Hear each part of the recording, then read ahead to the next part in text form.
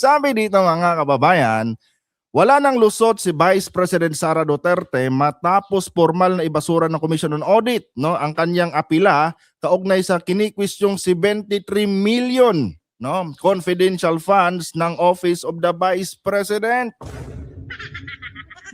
Noong 2022 mga kapatid, sabi pa dito, sa gitna ng mainit na impeachment hearing sa Kamara ngayong Martes, April 14, 2026, kinumpirma ng COA auditor na si Attorney Gloria Camora na final and executory na mga kapatid.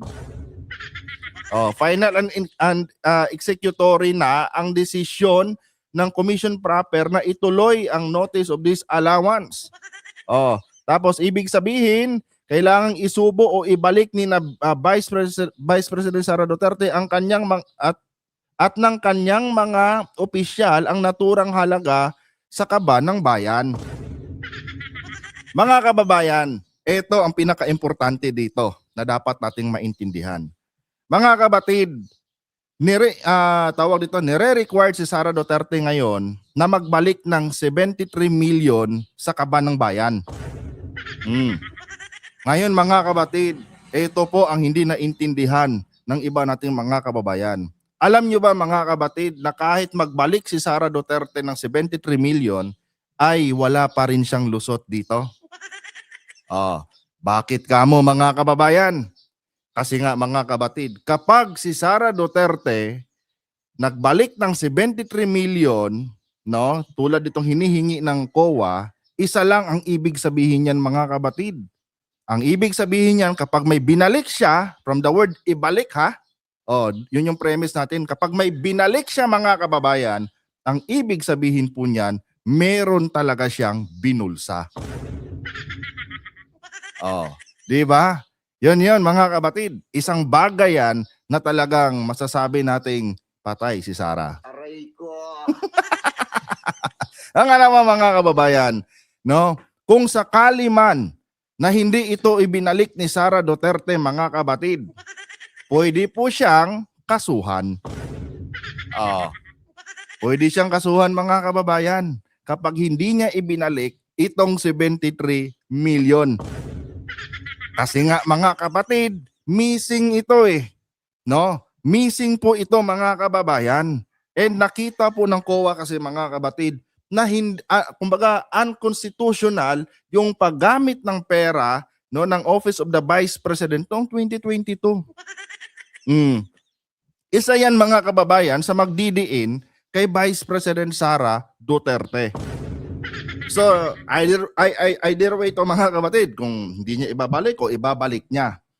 Kahit saan dyan yung gawin niya mga kababayan, hindi na mawawala sa kanya yung mancha. Na kung saan in layman's term, kung tatawagin natin yan, merong corruption ginawa ang Vice Presidente.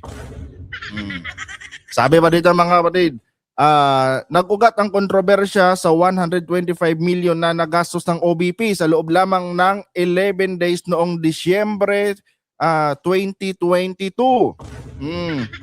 Ito pa, ayon sa COA, nabigo ang kampo ni Vice Presidente na magpakita ng sapat na dokumento. Ito mga DDS kung may mga DDS man nanonood dito ngayon Kasi ito yung magdidebunk sa sa mga naratibo nyo na clear na si Sara noon sa COA tapos ngayon nabayaran ng mali-malitang pera. Sabi ng COA dito, nabigo ang kampo ni Vice Presidente na magpakita ng sapat na dokumento. Ibig sabihin, wala pa siyang naisa-submit na dokumento sa COA na magki-clear mga kabatid dito sa kanyang confidential funds. Aray ko talaga. Na magpapatunay na ginamit ang pera para sa surveillance o intelligence activities.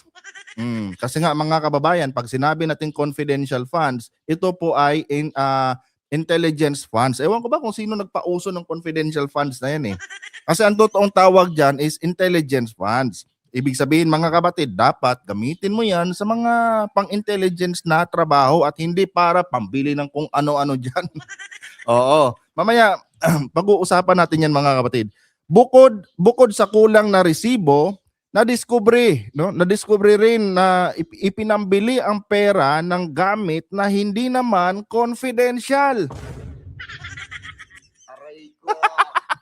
Pero nyo yan, no? Nanghingi siya ng confidential funds, mga kabatid, no, para sa kanyang intelligence funds. Tapos mga kababayan, na-discovery po ng COA na na ipinangbili ang pera ng hindi naman gamit na para sa confidentials gaya ng tablet, tablet and chairs, desktop computer, yan, angat natin, desktop computers and printer.